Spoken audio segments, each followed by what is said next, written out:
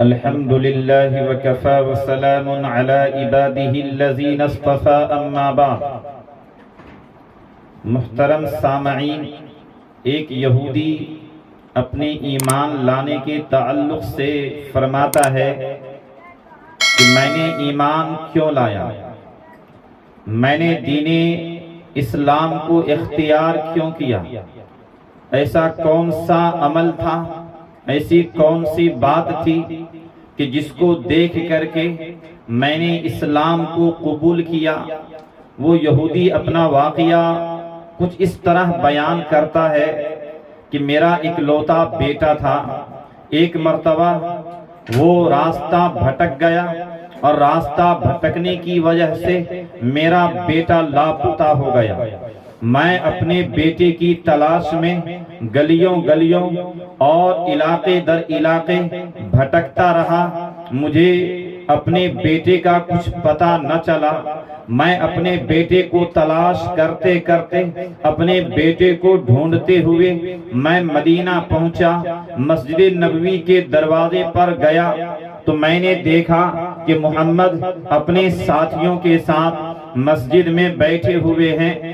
میں جا کر کے محمد سے کہنے لگا کہ محمد آپ تو بڑے کریم ہے، آپ بڑے رحیم ہے، ذرا اپنے رب سے اللہ سے دعا کر دو کہ اللہ میرے بیٹے کو واپس کر دے۔ محمد میرا بیٹا گم ہو گیا ہے، لاپتہ ہو گیا ہے، آپ دعا کر دو کہ میرا بیٹا مل جائے۔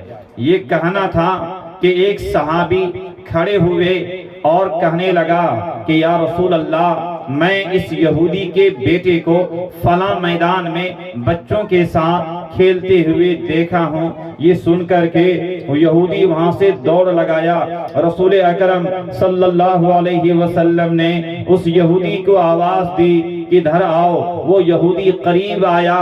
حضور اکرم صلی اللہ علیہ وسلم نے اس یہودی سے فرمایا کہ تمہارا بیٹا مل چکا ہے، جب تم اس میدان کے قریب جاؤ گے تو اپنے بیٹے کو بیٹے کہہ کر کے نہیں پکارنا، بلکہ تم نے اپنے بیٹے کا جو نام رکھا ہے اس نام کے ذریعے سے اپنے بیٹے کو آواز لگانا۔ وہ یہودی کہنے لگا کہ محمد کیا میں اپنے بیٹے کو بیٹا کہہ کر کے نہ پکاروں؟ حضور اکرم صلی اللہ علیہ وسلم نے فرمایا کہ بیٹا تمہارا ضرور ہے، لیکن تمہارا بیٹا دیگر بچوں کے ساتھ میدان میں کھیل رہا ہے، اور اس میدان کے اندر ان بچوں میں کوئی یتیم بھی ہو سکتا ہے۔ جب تم اس میدان کے قریب جاؤ گے اور اپنے بیٹے کو بیٹے کہہ کر کے پکارو گے تو یتیم بچے کو اپنے باپ کی یاد آ جائے گی، اپنے مرے ہوئے باپ کی یاد آ جائے گی اور اس کا دل ٹکڑا ٹکڑا ہو جائے گا۔ لہذا کسی یتیم کے دل توڑنے کا ذمہ دار تم خود بنو گے۔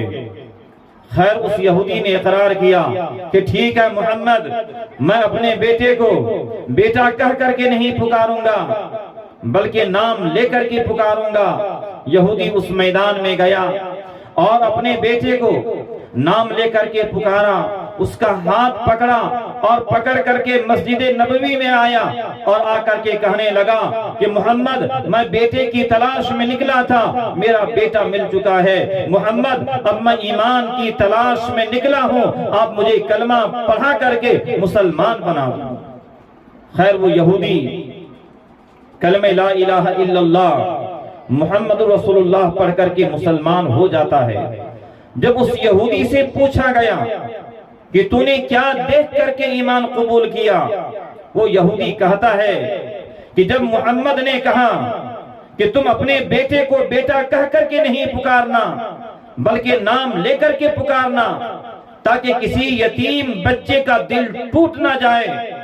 جب محمد ایک چھوٹے بچے کے دل کا توڑنا گوارا نہیں کر سکتے تو وہ محمد اپنی امت کو کل قیامت کے دن جہنم میں جاتے ہوئے دیکھنا کیسے گوارا کر سکتے ہیں؟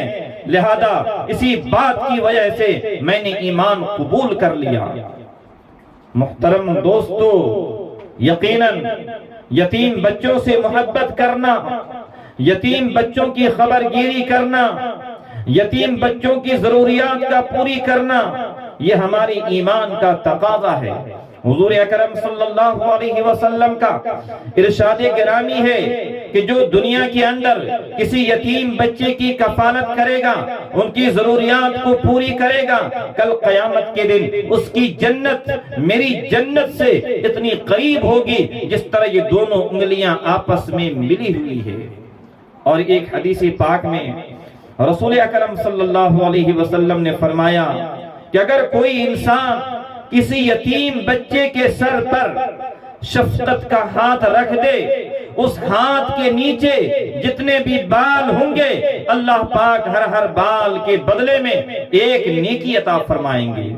لہذا کتنی بڑی فضیلت ہے نیکیوں کے کمانے کا، اللہ پاک نے کتنا بہتر موقع دیا ہے۔ لہذا ہمارے سماج میں، ہمارے پڑوس میں یتیم و غریب بچے رہتے ہیں، لہذا ان سے شفقت کیجئے، ان سے محبت کیجئے، ان کی ضروریات کو اپنی ضروریات سمجھئے۔ جس طرح اپنے بچوں کا خیال رکھتے ہیں، جس طرح اپنے بچوں سے لاڈ پیار کرتے ہیں، ایسے ہی یتیم بچوں کا بھی خیال رکھیے، ان سے لاڈ اور پیار کیجئے۔ اللہ پاک مجھے بھی اور آپ کو بھی عمل کی توفیق عطا فرمائے۔ وما توفیقی الا باللہ۔